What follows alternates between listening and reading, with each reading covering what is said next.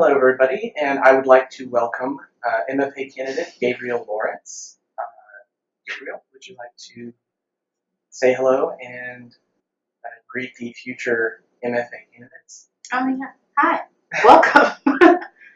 So, just out of curiosity, to get started, are you primarily poetry, prose, nonfiction? Primarily poetry right now. Okay.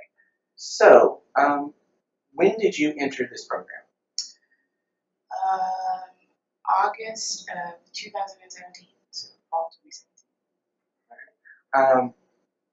And why exactly did you enter the program? What kind of goals did you have, or was there something attractive about the program in particular? Right. I knew I wanted to get my master's in something, but I decided that an MFA would be not just the best choice for me, but sort of like a gift to myself post undergrad, where I realized that there's this thing that I wanted to do and that I was pretty decent at. So I wanted to give myself a good chunk of time to actually hone in on that craft. The program, I initially wasn't as attracted to the program until I got to talk with Stephanie personally, and then I was offered the Oxford American Fellowship. And I mean, that's pretty big deal. Because you have this like nationally regarded literary magazine and they're super nice. So it just seemed like a really good opportunity. And with such a new program, it seemed like there would be a lot of room for me to do what I wanted to do.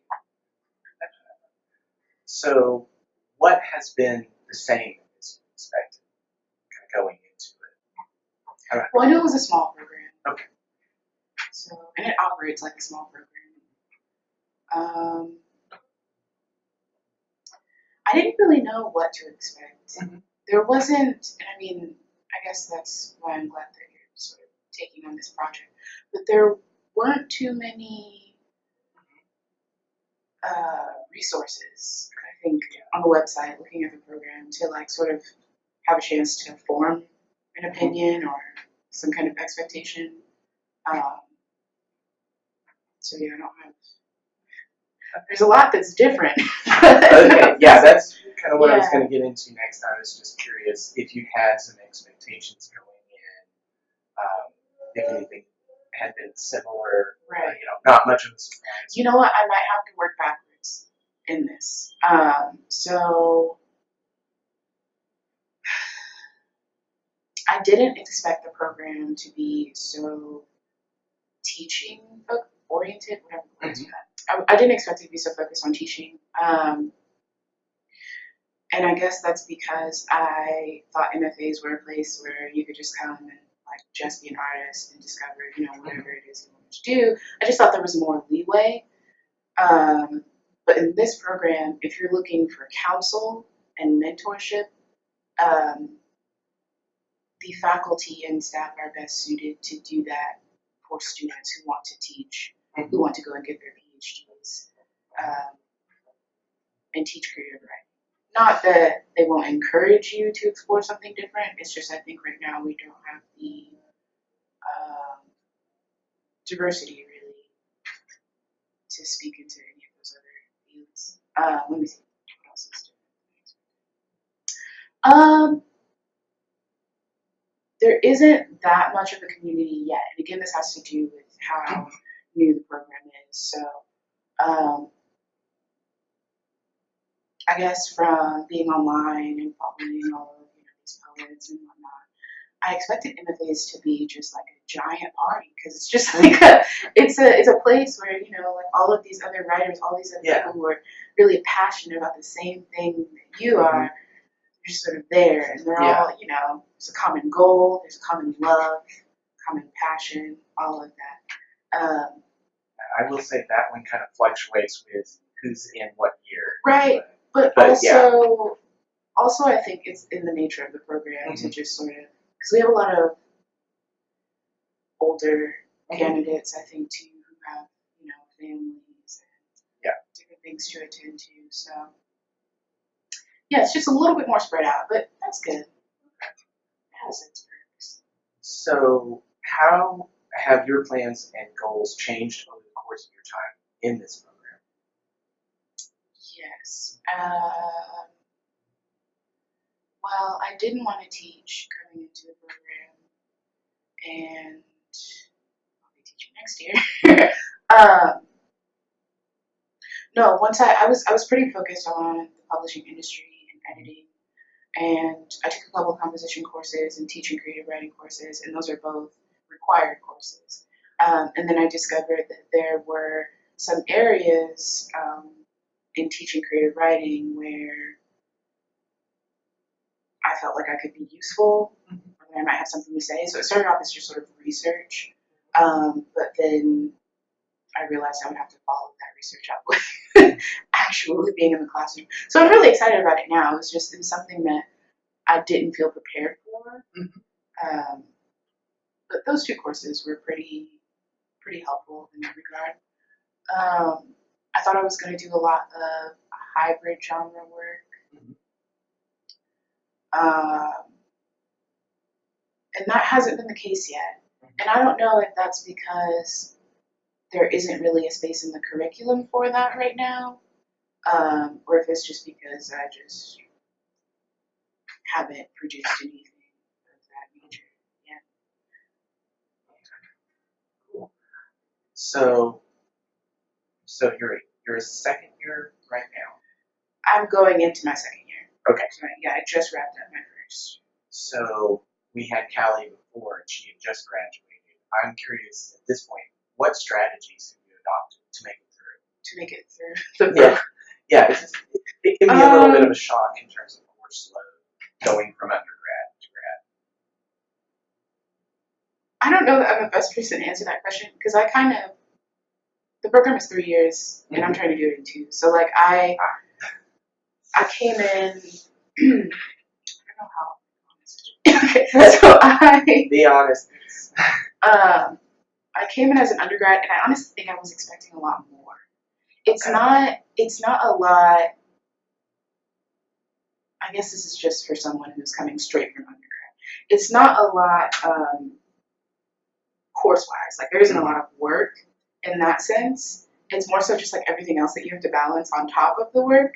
But I found myself, pretty almost too comfortable for my own comfort with 3 courses. So I sat down with Stephanie and was just like, this is what I want to do, which is basically everything.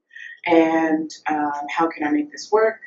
And luckily, there's advanced directed studies, there's internships, there's all these other things. And a lot of the professors, if you just go to them and say, hey, I have this idea, I have this thing that I want to do, would you mind, helping me out? Most of them will sort of like jump at the chance, which is really, really nice. That's also been my experience. Yeah. What do you wish someone had told you either as you were going into the program or as you've been making your way along? This is a little bit difficult because obviously I had a huge transition coming from LA to Arkansas, but I wish I would have focused less on the culture shock and more on just consuming everything that I could. Because like I said, this was supposed to be a gift to myself, right? So it's the perfect time to get lost in literature and whatever I was doing at the time, which I did to a certain extent. Everyone that I've talked to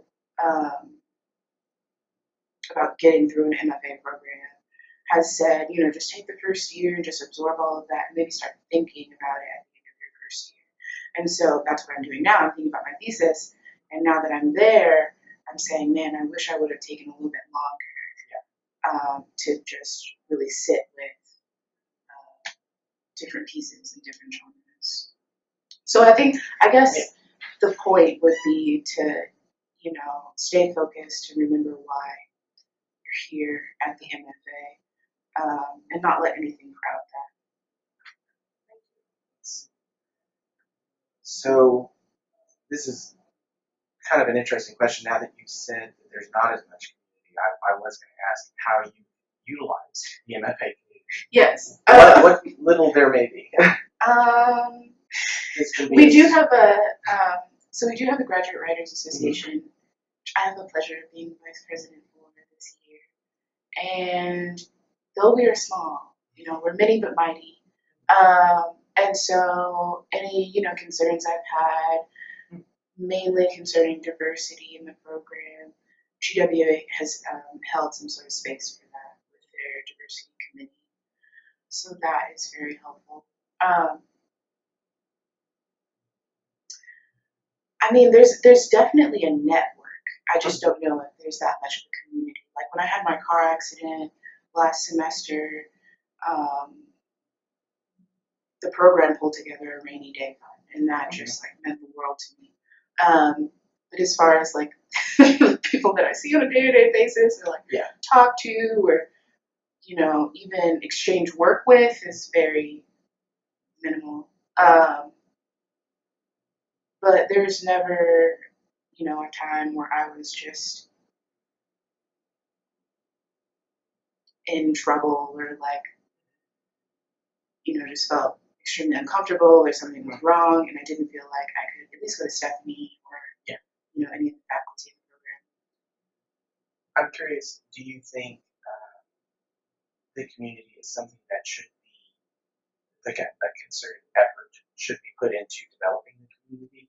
Or is that something that, given the small size of it, just might not be feasible? It's very possible that I don't know what I'm talking about, but I think that some kind of community is what people are looking for when they come to an MFA, especially because writing is such an isolating activity. And I find that it's you do so much learning and just talking to other writers, so there's that aspect. But I also believe that it should be an effort, but if the people a part of that community don't want to put in the effort, then that's just, the standard that they have set for their program and for themselves. Nothing wrong with that. Like I said, it was just different than I expected. So that was something I had to sort of build in from the outside. I will also mention that the poetry circle is small, but we were able to make a lot of connections really fast. Like Drew was on the working with Trio House Press. He's on their team, and so a position opened with them, and he was like, "Hey, I just he told his editor, hey, there's this new girl in our program, and I think she'd be good fit for this." So there's a lot of like recommendations and small things like that.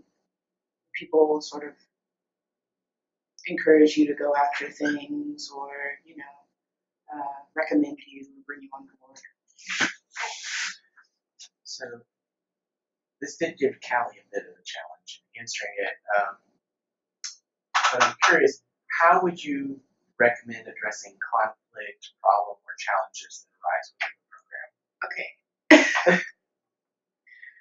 I was not expecting that question. I mean, is there any? Can I get like a hint? Like, what's the nature of this conflict? Because that's very. Yeah, I was going to say it could be. It's intentionally open-ended because there are a couple different directions you could go with the question. If you want to talk about just challenges with classwork or difficulty interacting with the professor, if you want to talk about that, that's fine. Or if you wanted to talk about maybe butted heads with a student, and you don't have to be specific. I mean, you're still in the program, so I don't think it being too specific would be advisable. But or if there have been any difficulties within the program, how do you advise future students? Yeah, future students to deal with that. Completely forgot about the future students. Future students dealing with. Okay, I'll start with coursework. Just be really, really honest. I mean, there were a lot of things thrown at me my first year, and luckily the faculty here didn't. I mean, they cut me slack for certain things, like not having transportation for a month. But they didn't go easy on me in a sense. So I still felt challenged, and I still, there was a certain amount of effort that I had to put in, but it wasn't like, don't come to class. There wasn't so much pressure. I think a lot of the faculty here can recognize, the fact that self-care is also very, very important. So I think a lot of them unintentionally build that into their syllabi and just like the way that they teach their courses.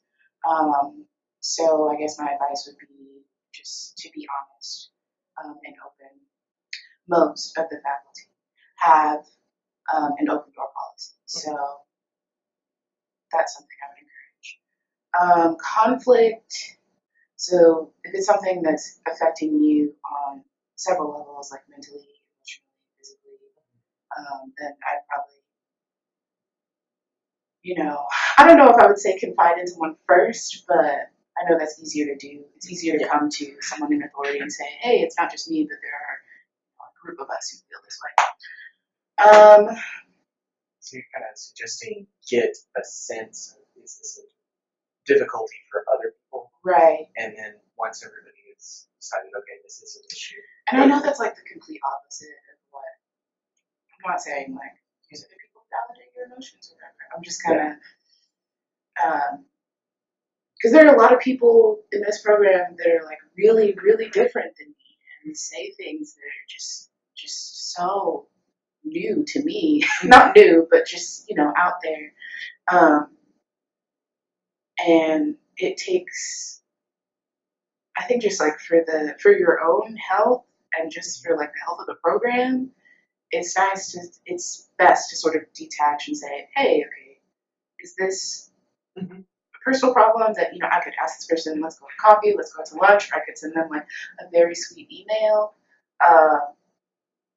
Or is this something that, makes me feel powerless to a certain extent and affects, like that situation that you're talking about, it affected not just the students, it was affecting the professors as well. So it was kind of like a program-wide thing. I think in that instance, people sort of came together. So I think if you do have a conflict that's that serious with another student, like-minded people will find you, and then you can, present that whichever way you want. Conflicts in the program. GWA has been the main. I don't know. There was some conflict in Arcana with just like the way that it was being run. What was really nice about that is the editing and publishing course was set up to where it was just the first year cohort in that class. So it was nice because we were new. So we had these like objective opinions. We hadn't been there since it started. We hadn't been working with it for a long time. And so in that sense, I think that course sort of works like an annual review already. So the conflict management is kind of built into the course. Because each year you have this new set of eyes and you have this feedback to work through. And Dr. Case is really good at facilitating that, but I would definitely encourage students to speak up more. Just speak up more in that circle. Do you think there's a hesitancy to speak up because there's something, or is it some other aspect that might make people cautious about speaking up? I didn't know if you were implying that people were cautious about speaking up. There's probably a ton of reasons. That sounds, I think I've heard that reason before in one of the discussions that we've had. That it doesn't feel like I'm a part of Arcana yet. And that could be something that Arcana works on, just as a staff. But there is a space to do that. So I guess my advice is to take it to that space. And yeah, GWA, I had a lot of diversity concerns. Like I said, GWA has been a central part of that. And Stephanie really, I guess that's just like the kind of person that I am. I'm really sorry that I don't have like better advice, but if I have a problem, then I just sort of evaluate and then I come up with, presentation, and then I take it directly to the person in authority. So that's what I did with Stephanie, and that's how we came up with, the diversity workshop training thing that we had for faculty earlier this month, and the one that we're going to have for the students in the fall. That's how we're sort of working that in. I think that's all of the conflicts. Yeah, I think it's important to hear different strategies from different students, Right. because we're going to have a host of different students coming through, all different personalities. So your advice might work for several students, but maybe not others. Right. So thank you very much. I know that's a challenging question. Yeah. So, what do you think the benefit of this program? What do you think would benefit this program that future students could work for? Benefit the program. I really think that we need to get our own calendar events up and running. I know that, people are going to say, oh, we have the visiting writers, and it's not enough. It's not. I'm just going to say that. We should be doing more. And I don't know if that's, I think it's a community effort. So I think faculty should be, they already have so much on their plate. Yeah. But faculty giving some kind of workshop, maybe like once a semester, or, readings, you need to advertise for those more. There should be some kind of community engagement where the MFA program has an opportunity to give back to their community. There should be, we're by Hendrix, so there's a ton of opportunities to partner with people. So I just think that there should be more going on, because I think that would not only help foster a sense of community, but I think that it would give candidates a chance to sort of lean in a little bit more to the whole process and practice. Get experience. Mm-hmm. I would agree. Outside of assistantships. Mm-hmm. So this may not apply to you as much since you're not as interested in teaching, but I am now. Since the program is still relatively new, one of the challenges is the limited number of assistantships and teaching slots. Do you have any advice on this? How to address it with your professors, right, or how to pursue assistantships?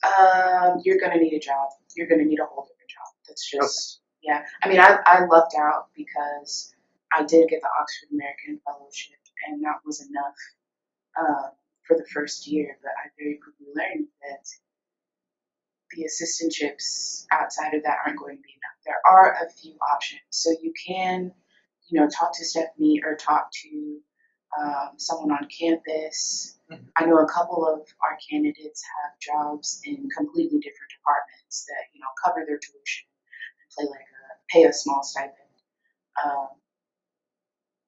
But even then, I would just say, just get another part-time job, because it's just the program, I guess, just isn't in the space to have that type of funding.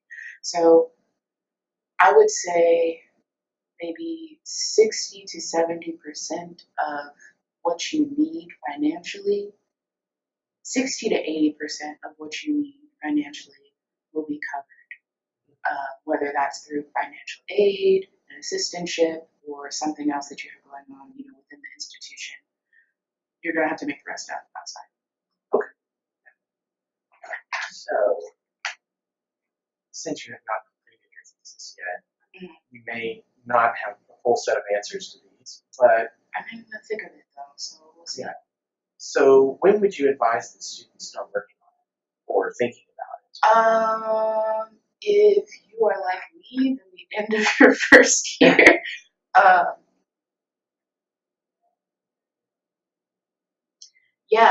I'm gonna stick with what I said before. I think that the first year you should really just consume, just read everything, no matter whether it's weird or you've read it before. Just read it all, listen to it all, find things that you haven't found before, and then start thinking about what energizes you from that. And I wouldn't say you have to hone in on it like, an actual thesis, like a point, but narrow it down by your second year and start producing.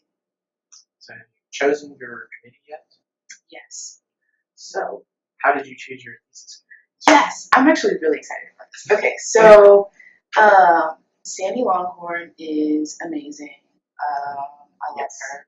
So I found out there was a political poetry class, and I considered myself a political poet at the time. So I asked her to do an advanced directed study, and she literally, this is when I knew I was going to just ask her to be on my thesis as well. Because I said I was interested in something casually, and so she goes to her bookcase and she picks up a book and she rips out a page and then just gives it to me. And I was like, huh, oh my gosh, like, I don't know if anyone has ever done that to me, for me. But anyway, she's just really ready to help. She's capable, she has the resources, and she always has the energy somehow. Like, I know she's overworked, but she has the energy. So I picked Sandy. And then, so when I was working at the Oxford American, there was a submission that came in, and it ended up on my desk, and it had to do with James Baldwin and, you know, these letters that he wrote but won't be released because the estate is so fractured. Anyway, I reached out to that person individually because they felt kind of weird about publishing that piece, but I sort of pursued him out of my own interest, and we had a lot in common. His name is Ed Pavlich, and he's a poet and James Baldwin scholar, and he teaches at the University of Georgia. He was mentored by Yusuf Kamiaka and Adrienne Rich and like all these people. Yeah. And so it was sort of random, but it was, you know, one, the environment that I was put in, you know, because of this program, and then also having the courage to just sort of step out and connect with other people. So he agreed to be on my thesis board, and you can only have one outside person, I think. So I chose Jenny Case as well, and she was recommended to me by Sandy. I've gone to Jenny for nonfiction before, but Sandy told me that Jenny actually got one of her degrees is in poetry. And like I said, I was talking about hybrid work earlier. I was looking into blending poetry and nonfiction, so it seems perfect, and it all sort of came together. Perfect. You kind of addressed the next question, which was kind of just like what to work on for your thesis.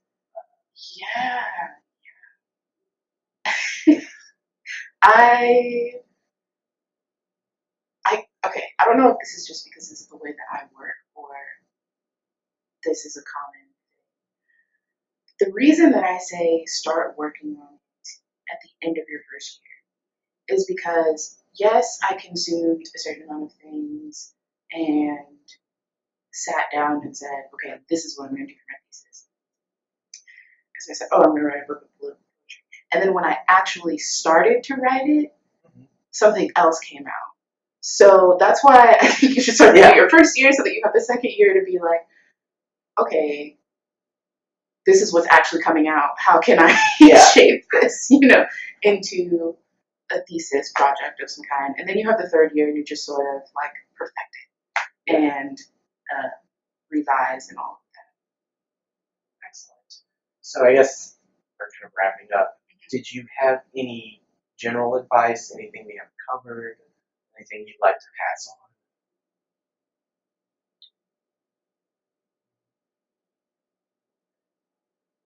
I will say this is one of those programs where you don't have to like, it seems like there's a lot of pressure in more traditional, I would say, like elite MFA circles to have read like all of the grades and just have this like ridiculous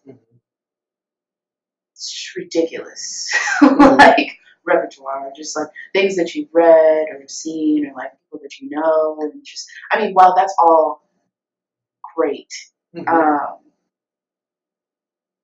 faculty here isn't focused on, I think, they're not interested in that performance of what you know. I think they're more interested in you as an artist and how you want to grow. what you want to do, giving you the skills that you need to do that. Because as Stephanie always says, make it work for you. So like in this program, like I said, I didn't want to do teaching. I wanted to do a little bit of everything. I wanted to teach. I wanted to do research. I wanted to do editing. I wanted to do all of these things. I wanted to go into the publishing world. And because of the kind of faculty we have here, I think it's possible to, just like if you're honest with yourself about what you really, really want, it's okay not to know. If you're honest with yourself about just like your skill level and your background in writing, that's really all you need. You don't have to change for anyone in the program or pretend to be something that you're not for this program. I think you just kind of see why, and that's really nice. Yes. Thank you so very much. Thank you for having me.